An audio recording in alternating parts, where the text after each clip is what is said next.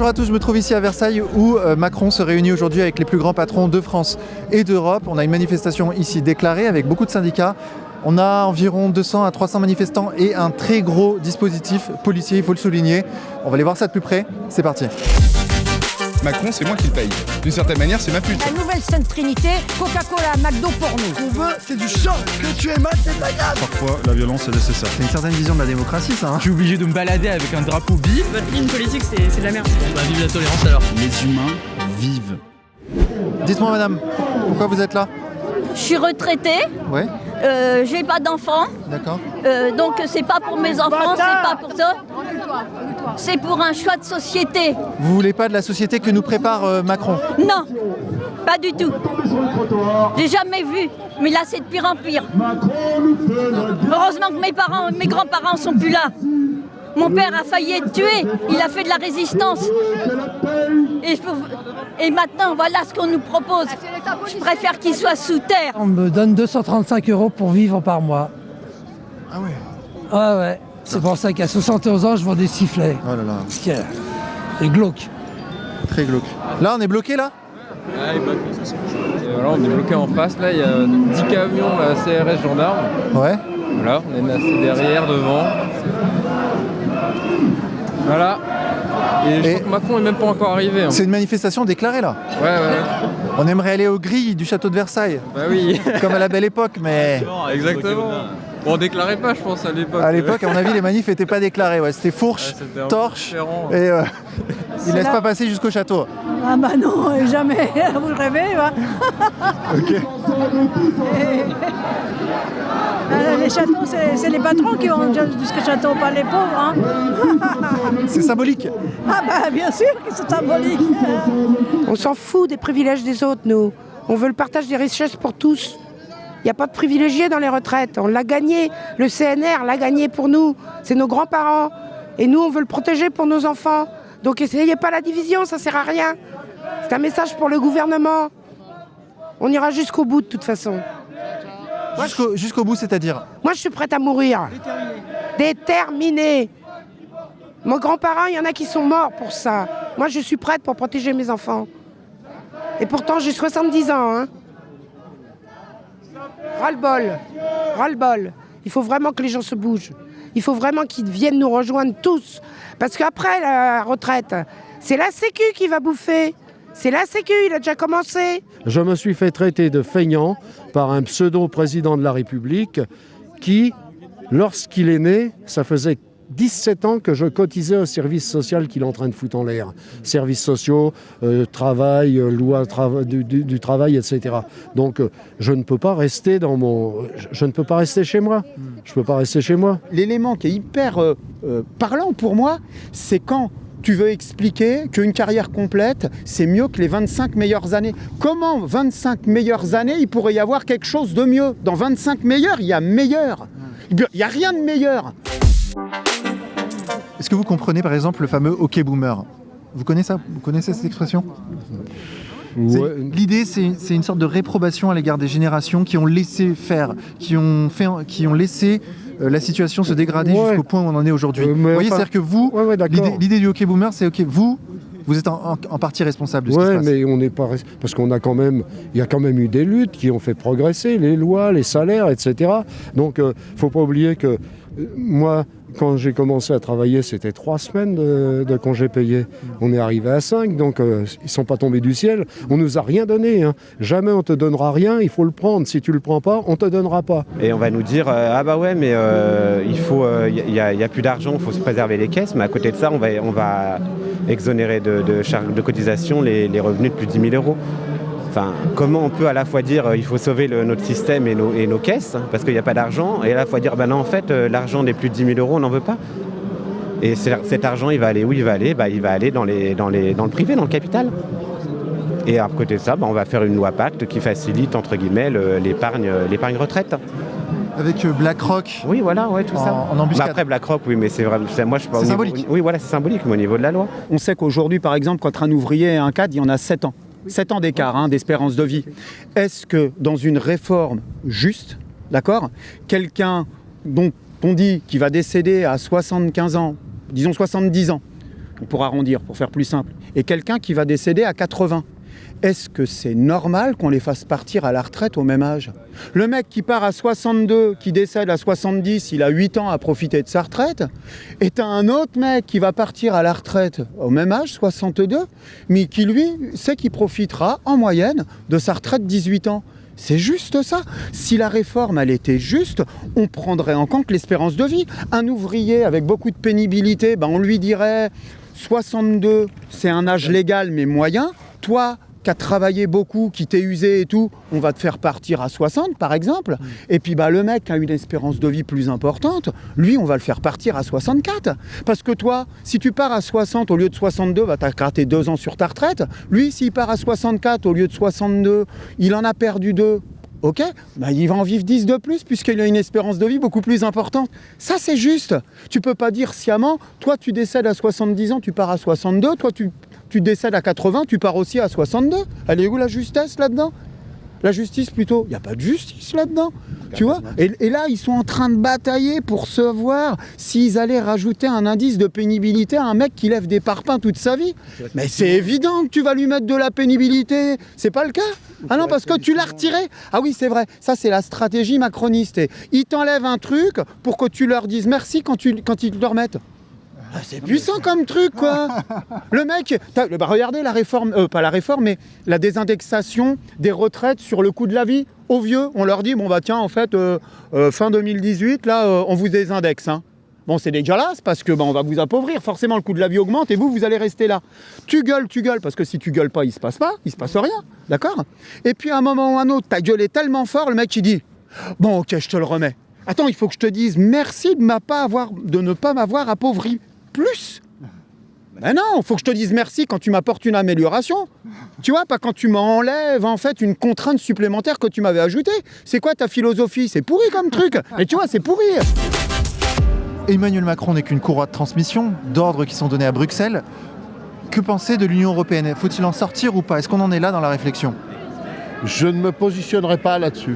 Je n'ai pas les éléments pour. Finalement, c'est les GOPÉ. Il y aurait un argument budgétaire, mais je n'ai pas les connaissances nécessaires pour, et ils n'ont pas été présentés comme ça. Qu'en est-il de l'Union européenne? Parce que finalement, Macron ne fait qu'appliquer les GOPÉ, les grandes orientations de politique économique définies par l'Union européenne et imposées par l'Union européenne aux nations qui font partie de l'Union. N'est-il pas temps de réfléchir tout bonnement à une sortie de la France de l'Union européenne? Vous savez, moi je vais vous dire mon avis. Mon avis, ça n'engage que moi, ça n'engage pas mon organisme syndical. Vous en tant que citoyen. Voilà, ça n'engage pas l'organisme syndical. Bien sûr.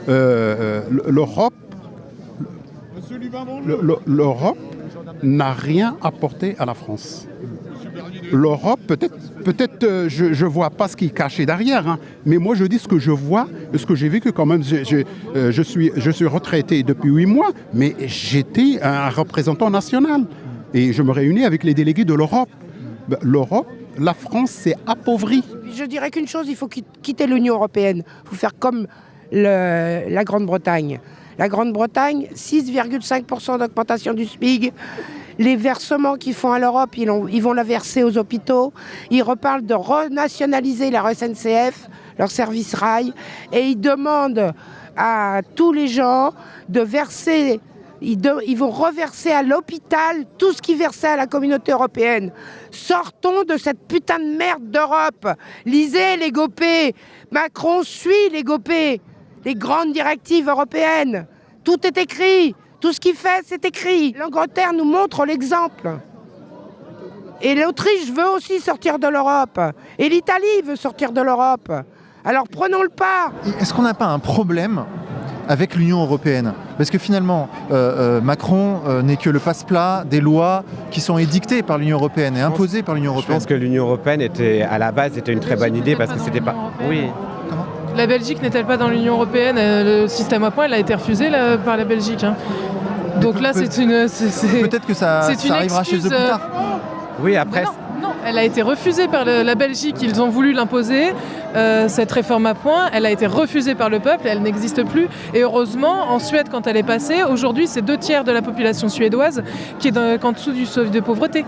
Nous, on a le système de retraite le plus égalitaire, qui permet à seulement 7%, et moi je trouve que c'est déjà beaucoup, mais on a le taux de seniors le plus bas dans le seuil de pauvreté en France. On a quand même le système européen, le meilleur. Nous avons le meilleur système. Et qu'est-ce que ça doit être chez les autres? Ils veulent nous le supprimer. Enfin, rendez-vous compte un petit peu. Quand par exemple on parle de l'âge pivot là, qui viennent de vous enlever, d'accord? Ils sont sympas, le mec qui te dit tiens je te mets ça, temporairement, on est d'accord.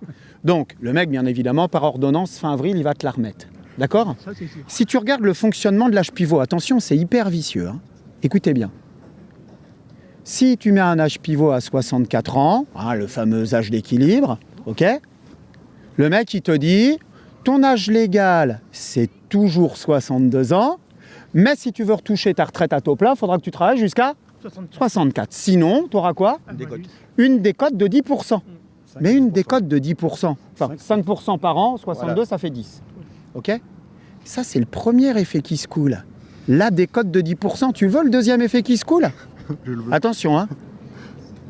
Si tu cotises 2 ans de moins, d'accord? Tes euros cotisés sont moins importants puisque tu as cotisé 2 ans de moins. Si tu dis j'arrête de cotiser à 62, tu auras cotisé moins d'euros que si tu dis j'arrête de cotiser à 64. Tu me suis? Ok. Dans un système par points, tu convertis les euros en points. Si tu as moins d'euros cotisés, tu as moins de points. Si tu as moins de points, tu as moins de retraite. Donc le double effet qui se coule, c'est quoi? C'est que si tu prends ta retraite à l'âge de 62 ans, tu es d'accord avec moi qu'à 62 ans, tu touches pas la même retraite qu'à 64 puisque tu as cotisé moins, tu as moins de points. Donc ta pension de retraite est plus faible. Et sur ta pension plus faible, ils te mettent 10% de décote. Donc tu perds 10% pour la décote, mais tu perds aussi parce que ta pension, elle est plus faible vu que tu as travaillé moins. Bah c'est pourri 2 fois alors en fait votre truc. Tu vois? Qui pousse des salariés qui manifestent, des grévistes depuis plus de 45 jours. Laissez-nous passer, manif déclarée, laissez-nous passer, manif déclarée, laissez-nous passer, manif déclarée, laissez-nous passer, manif déclarée, Macron, nous pas la guerre.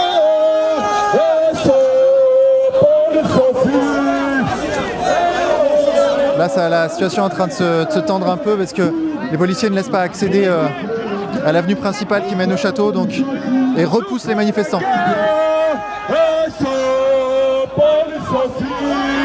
Libérez, c'est ça. Merci pour la retraite. Qu'est-ce qu'on dit pour la retraite? On va continuer à avancer. 47 jours de grève.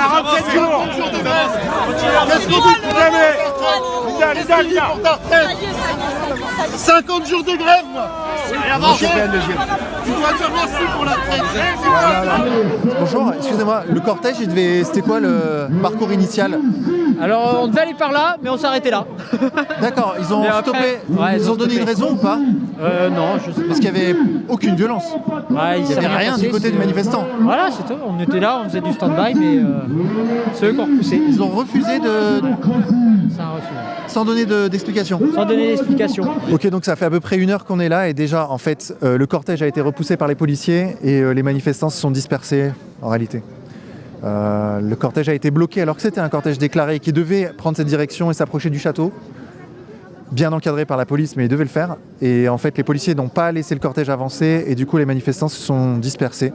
Et maintenant, il reste à peu près une centaine de manifestants, là où il y en avait 300 au début. Les policiers seraient avec nous, ça aurait été terminé au bout de 2 semaines, quoi. C'est même pas, je pense, 2 heures.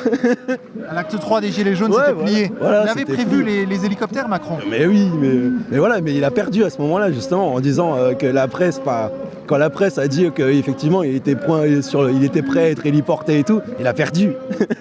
On a gagné à ce moment-là parce que symboliquement, mais on a gagné. Là, il faut juste mener toutes les batailles, c'est tout. On a gagné la guerre. Les gens sont dehors, les gens sont pas contents, et ils vont pas rentrer chez eux à coups de bâton. Un mec qui crève la dalle, si tu lui casses la gueule, il crèvera quand même la dalle, quoi. Donc là, c'est plus encadré. C'est les syndicats quand même qui ont la direction de ces manifestations. Et comment vous les voyez, vous, ces manifestations, du coup? Un peu, on va dire,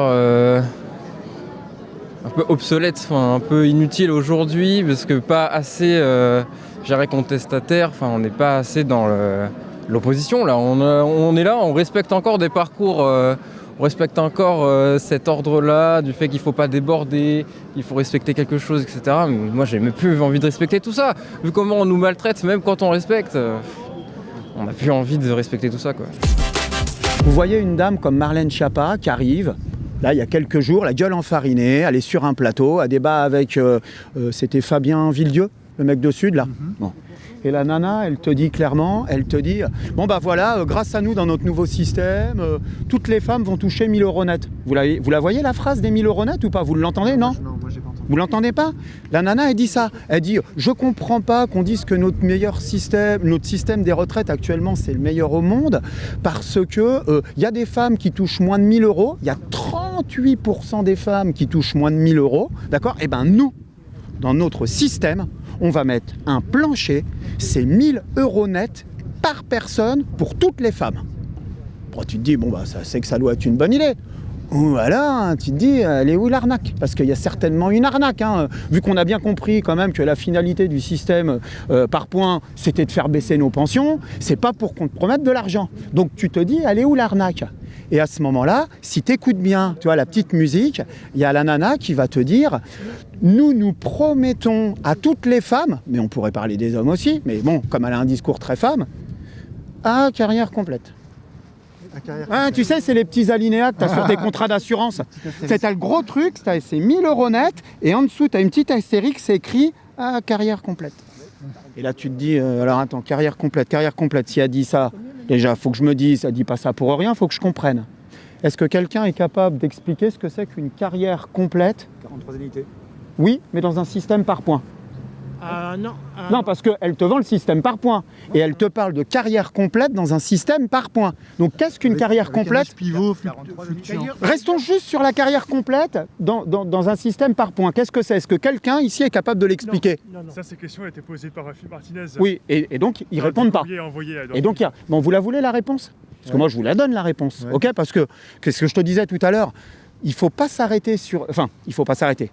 Il faut être bien attentif et des fois savoir s'arrêter sur les choses qu'ils disent pour se dire, bah, si ça se trouve, pour une fois, ils disent pas une connerie, mais il faut que je comprenne ce que ça veut dire.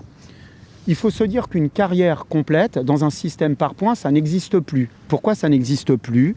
Parce qu'on ne compte plus les trimestres. Une carrière complète, c'est quand on avait cotisé 166 trimestres, 170 trimestres, 172 trimestres. Vous êtes d'accord avec moi que dans un système par points, les trimestres disparaissent.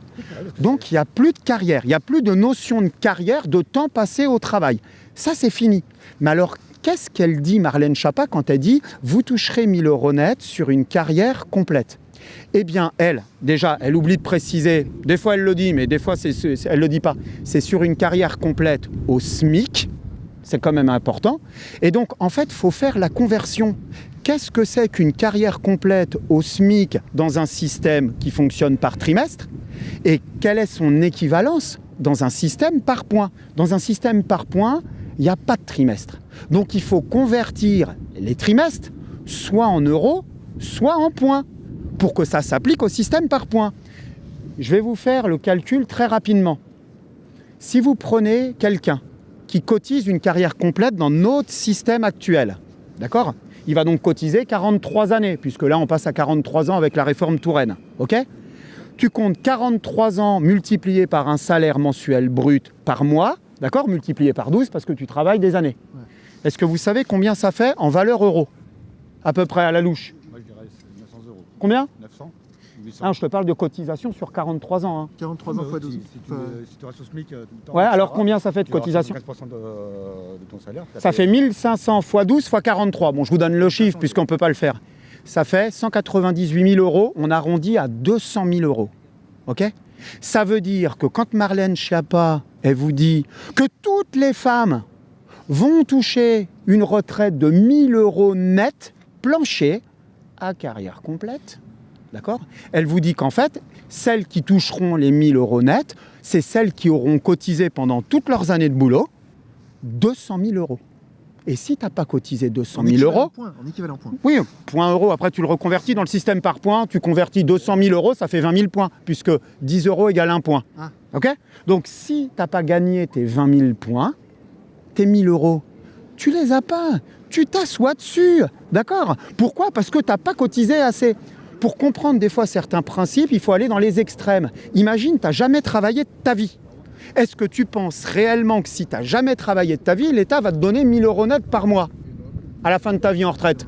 Non. Donc c'est que forcément, il faut que tu aies cotisé un petit peu.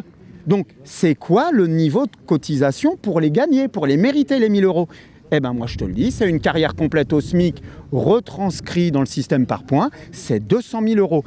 Toutes les personnes, les femmes, mais les hommes aussi, qui n'auront pas cotisé 200 000 € pendant toutes leurs années d'actifs, d'accord, ne toucheront pas de retraite à 1 000 €. C'est un mensonge. Non mais vous la voyez l'arnaque? Mais c'est énorme. C'est énorme. Et quand la nana, elle vient sur un plateau télé et qu'elle te dit « Toutes les femmes vont toucher 1 000 € net parce que pour nous, c'est une retraite plancher », elle te ment. C'est juste un énorme mensonge, quoi. Voilà. Ok, donc là on voit que les manifestants repartent en fait. Ils n'ont pas obtenu gain de cause. Les policiers les ont bloqués et ils refluent vers la gare. J'ai travaillé 45 ans dans les banques. 45 ans. J'ai pris ma retraite l'année dernière à 69 ans.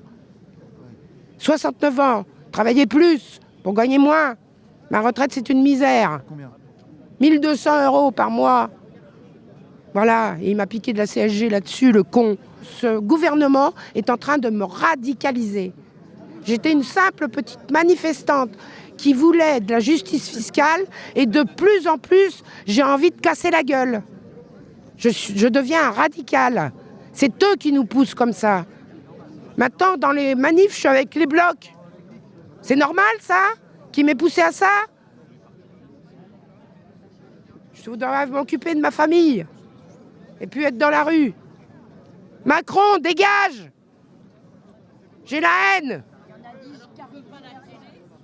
J'ai la haine! C'est la haine, maintenant!